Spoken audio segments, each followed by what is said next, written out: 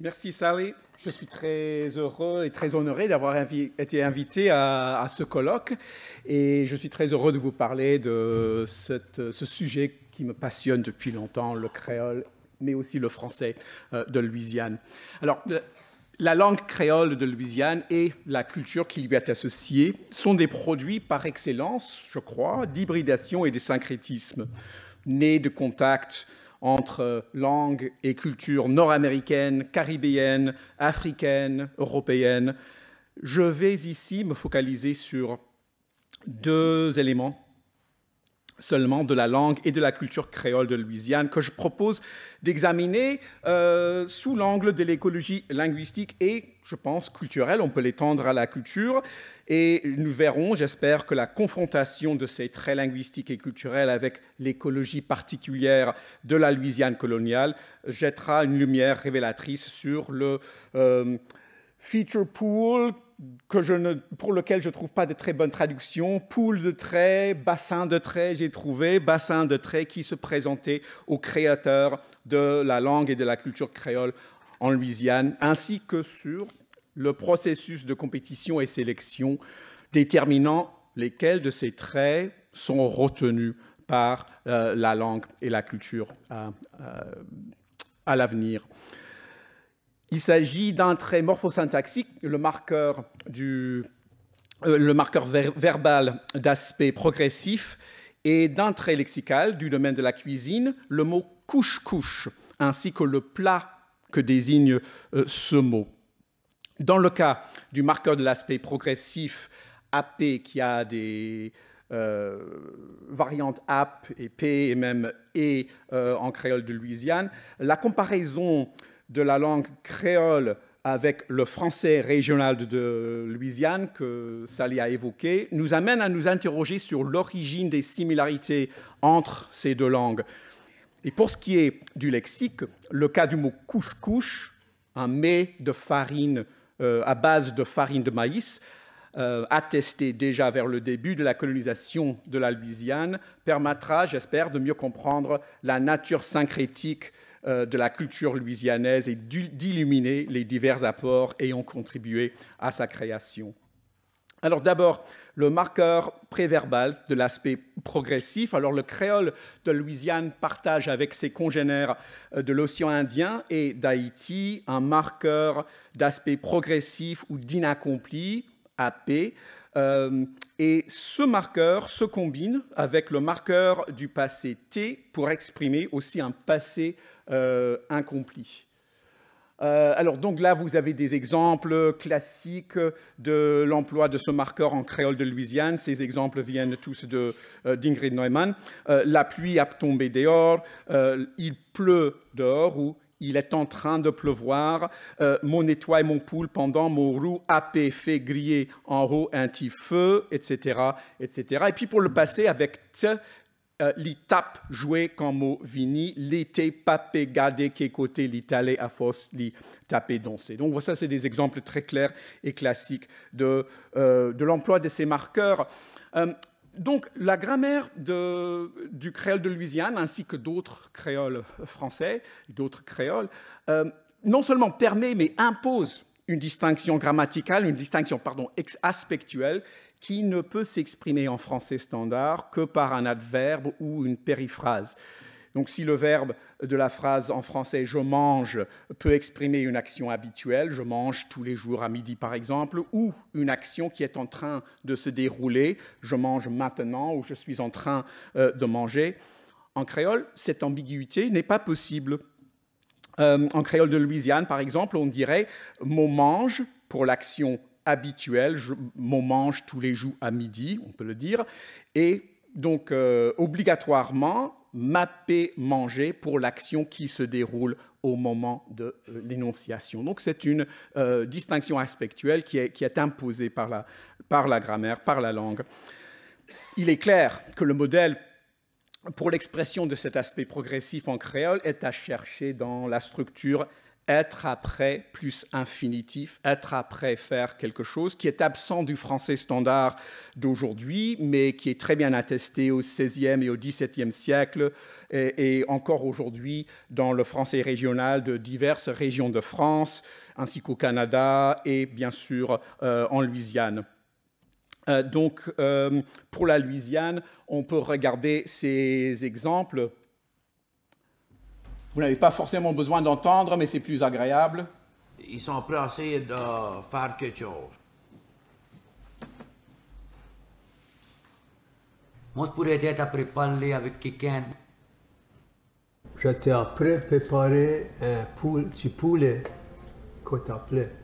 Donc, dans ces exemples, vous avez la copule être plus sous une forme ou une autre, plus après, plus l'infinitif, la forme pleine qui est à l'origine, comme je le disais, de cette structure en créole de Louisiane.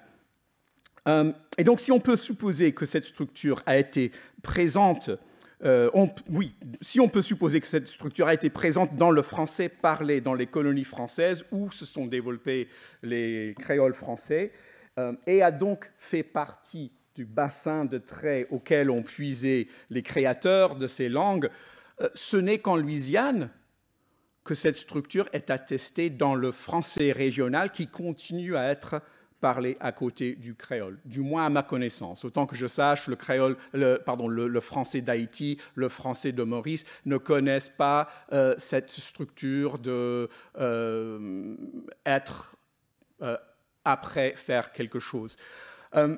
Donc c'est cette structure parmi bien d'autres qui sont partagées par le créole et le français de Louisiane qui me fait soupçonner depuis longtemps que le français de Louisiane offre plus que d'autres français régionaux une fenêtre particulièrement révélatrice sur ce que Robert Chenonceau appelait le terminus aquo du créole, du moins du créole de Louisiane, c'est-à-dire le point de départ de cette langue, et donc sur le bassin de traits contribuant à sa formation.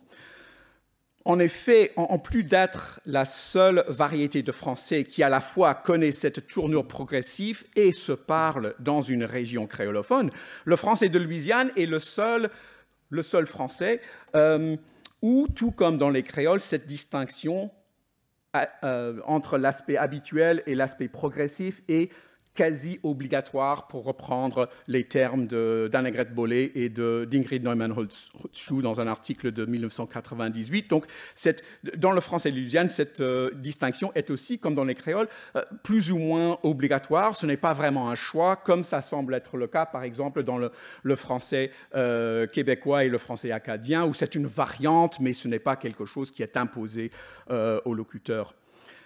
Par ailleurs, ce n'est que dans le français de Louisiane qu'on observe un ensemble de processus d'érosion morphologique et phonétique affectant cette structure, de sorte qu'elle ressemble de très près cette structure en créole. Et donc ça, vous avez des exemples de la forme pleine de l'expression de l'aspect progressif, mais on a aussi des exemples où il y a, par exemple, l'absence de la copule dans le français, donc ce sont des locuteurs du français. Et donc le « je » est après prononcé comme « ha » dans cette région de Louisiane. Ça après take over, tu connais, le Spanish language est prevalent, tu connais. On a aussi, en plus de l'absence de la copule, on a la réduction phonétique du mot « après ».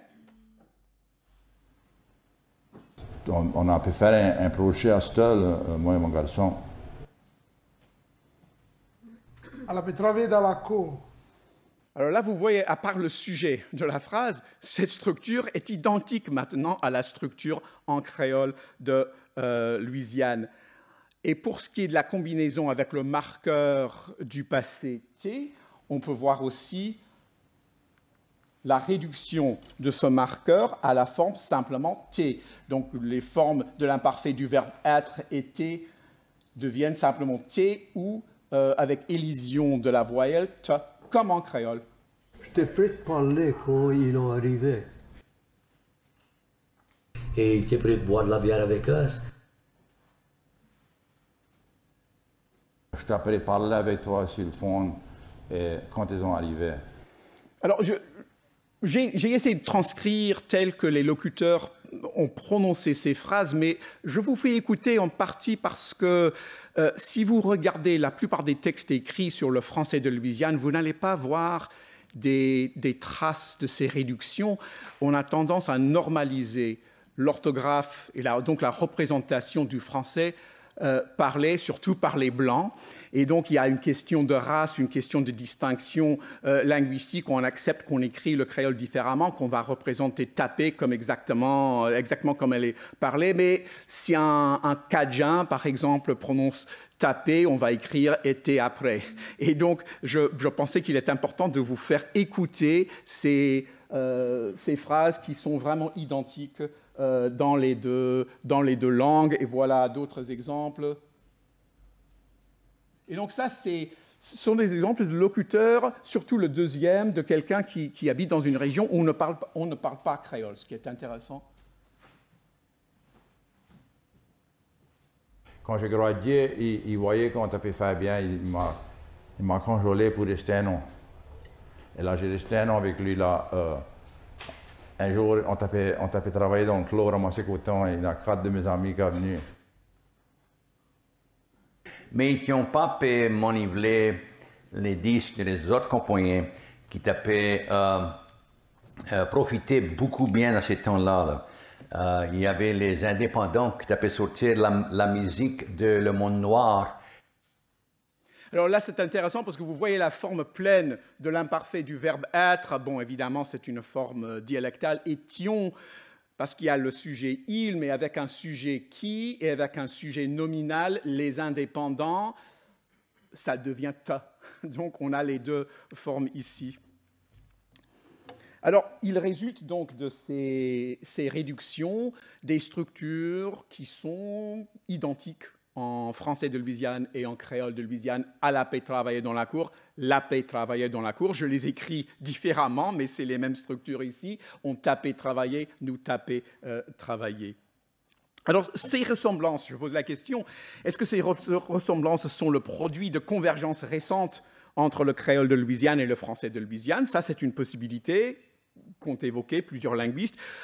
Ou c'est une hypothèse que je trouve séduisante, mais je ne sais pas si elle reste à vérifier. Est-ce qu'il est envisageable que ces formes et structures comme AP, sans cupule, plus infinitif, et au passé, taper, plus infinitif, est-ce qu'il est possible que ces formes et structures sont un indicateur, et je cite Neumann, Holzschuh et Mitko ici, un indicateur fiable du degré d'avancée de grammaticalisation, que ces structures grammaticalisées étaient déjà présentes dans le français parlé en Louisiane lors de la naissance du créole de Louisiane. Autrement dit, est-ce que c'est le français colonial qui a contribué ces formes et structures déjà fortement grammaticalisées au bassin de traits disponibles pour l'évolution du créole au XIXe et au XVIIIe et au XIXe siècle, ou est-ce que c'est le créole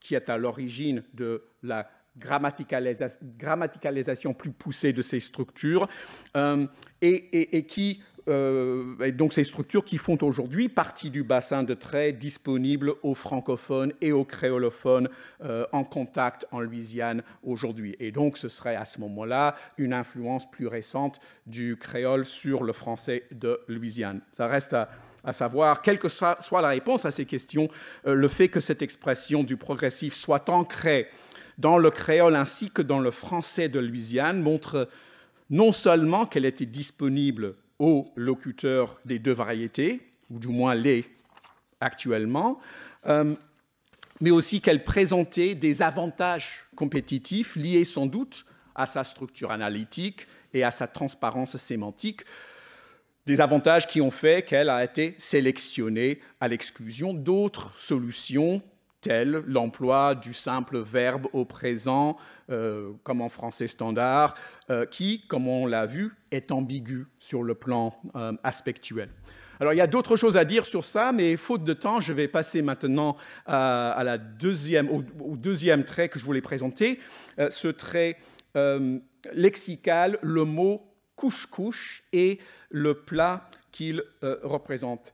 Alors, c'est un mot qui a fait un parcours intéressant pour arriver de l'Afrique en Louisiane, un cas de syncrétisme culturel très clair, à mon avis, qui a fait donc ce parcours de l'Afrique en Louisiane et qui désigne un plat qui, en s'adaptant à de nouveaux contextes et en intégrant de nouveaux ingrédients, est devenu un exemple culinaire de ce syncrétisme culturel qui est l'un des sujets du colloque aujourd'hui.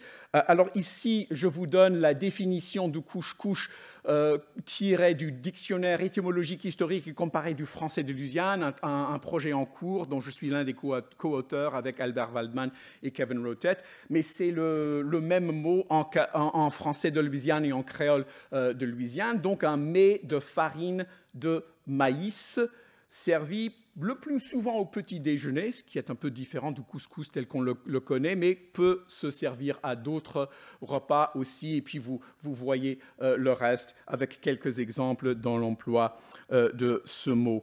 On pourrait d'ailleurs évoquer d'autres éléments de la cuisine louisianaise qui sont des produits d'hybridation culturelle, le jambalaya, le fameux gombo, et dans d'autres domaines culturels, la musique cajun, la musique zydeco et bien sûr le jazz. Mais j'ai écrit l'article pour le dictionnaire sur le couche-couche, donc c'est quelque chose qui m'intéresse en particulier. Alors ce mot a la même origine que couscous en français de référence. Ça vient donc de l'arabo-berbère couscous. Mais en Louisiane, vous voyez un peu comment le plat se fait ici avec la farine de maïs et se mange le plus souvent ici avec du lait, avec de la confiture, le plus souvent sucré, mais pas toujours. Donc c'est un plat qui est similaire au couscous à plusieurs égards. C'est un mets de céréales cuites accompagné d'un liquide, mais qui s'en distingue surtout par la céréale de base, c'est le maïs en Louisiane. Alors, comment est-ce que le mot couche-couche et le plat qu'il désigne sont arrivés en Louisiane et comment ce plat a-t-il évolué pour prendre les formes qu'on connaît en Louisiane aujourd'hui? Alors, pour apporter une réponse à ces questions, il faut examiner l'histoire des mouvements de population liés à la colonisation de la Louisiane et à l'esclavage, ainsi qu'à des échanges culturels et linguistiques qui ont abouti à cet exemple de syncrétisme culturel qui a perduré jusqu'à nos jours, parce que c'est un plat très populaire, pas seulement en Louisiane, mais ailleurs dans le sud des États-Unis. Alors, en français, le mot est attesté pour la première fois dans l'édition de 1542 de Gargantua, vous voyez, sous le son cosson. Et puis, quelques années plus tard, en 1599, chez Bruno de Rivedoux, à propos du Cap-Vert, on voit le mot couscous, donc une forme différente, et on fait référence ici à un plat de mil, de riz, une racine, donc il appelle le couscous une racine, ce qui va devenir intéressant par la suite. C'est donc notable, cette citation, pour la forme couscous, différent de chez Rabelais, mais aussi pour deux autres éléments qui sont importants pour l'histoire du mot par la suite. C'est déjà le lieu, le Cap-Vert, où le mot est cité, et deuxièmement, le fait que ça mentionne une racine qu'on va revoir aux Antilles plus tard. Le mot va refaire surface à plusieurs reprises dans le contexte du Cap-Vert. Ça veut dire qu'il me reste encore une minute. Je vais donc aller très vite pour essayer de finir. Mais donc, on va revoir le mot dans le contexte de Cap-Vert. Par exemple, en 1645, le couche-cou, donc encore une autre forme, le couche-cou qui est comme une espèce de riz, donc encore une fois un autre élément. Et puis, On va le voir quelques années plus tard aux Antilles, dans le dictionnaire du père breton, le dictionnaire caraïbe français, sous la forme Kou-Chou Ignam. Alors ça, c'est intéressant parce que c'est un dictionnaire caraïbe français, donc le père breton estime qu'il s'agit d'un mot d'origine caraïbe, et on entend cette étymologie encore aujourd'hui. J'ai des doutes, moi je tends à penser que c'est le même mot couscous. Notez qu'on vient de voir un mot similaire au Cap-Vert en référence à une racine. Et par la suite, on va voir des mots similaires faisant référence à de la farine de manioc, donc aussi à partir d'une racine. Donc je ne vais pas m'attarder là-dessus, mais je voulais simplement montrer cet exemple des Caraïbes et évoquer la possibilité que l'utilisation de ce mot ou d'un mot similaire en référence au manioc ou à l'igname n'est pas forcément un mot d'origine caraïbe, mais pour moi probablement le même mot. La première attestation en Louisiane, c'est le Page Duprat en 1758, où vous avez couscous, et le fait qu'ils mettent en note en bas de page la définition. Le couscous est une graine qu'ils font avec de la farine de riz ou de maïs qui est bonne et trempe bien dans le bouillon. Le fait qu'il explique cela veut dire que le mot n'est pas encore d'usage courant en France 200 ans après la première attestation chez Rabelais. Et puis, il est intéressant de noter cet exemple du mot couscous, couche-couche, donc la forme de la Louisiane aujourd'hui, à Saint-Domingue, fait avec de la farine de maïs, encore une fois, qu'on fait tremper, etc., etc. Et il mentionne le rôle des Sénégalaises dans la confection de ce plat. Je trouve que c'est très intéressant parce que donc, les Africaines sont à l'origine ou fortement associées à ce plat. J'essaie de sauter quelques éléments parce que il me manque de temps, mais je voulais simplement souligner qu'ici, on a la même forme qu'en Louisiane aujourd'hui. Le fait qu'il s'agisse d'un plat à base de maïs, comme en Louisiane d'aujourd'hui, et le rôle d'africaine dans sa fabrication, ce qui témoigne de l'apport africain dans la cuisine hybride de Saint-Domingue ici, mais de la Louisiane aussi. Alors, pour ce qui est de la trajectoire du mot, ça vient de l'arabe, du berbère, puis de l'arabe, ça entre en français, mais il est probablement arrivé dans le français colonial par le biais de l'esclavage de l'Afrique. On voit les différentes attestations, et puisque la première attestation du mot n'est pas sous la forme de couche-couche, mais on le voit chez Ducœur-Joly en 1803, j'ai mis l'hypothèse que le mot couche-couche a été réintroduit en Louisiane par les immigrés de Saint-Domingue qui sont venus au début du XIXe siècle. Plus de 10 000 habitants de Saint-Domingue sont venus s'installer en Louisiane et ont eu un impact très important sur le plat. Alors, je vais simplement vous laisser lire rapidement la conclusion parce que je veux quand même laisser quelques minutes pour des questions, mais je voulais simplement vous montrer ces deux éléments de la langue et de la culture créole de Louisiane qui, je crois, illustre bien l'hybridation et le syncrétisme de la langue et de la culture dans cet endroit et dans les langues créoles, les sociétés créoles en général. Je suis désolé pour la conclusion très rapide, mais là, j'ai pris trop de temps. Merci beaucoup.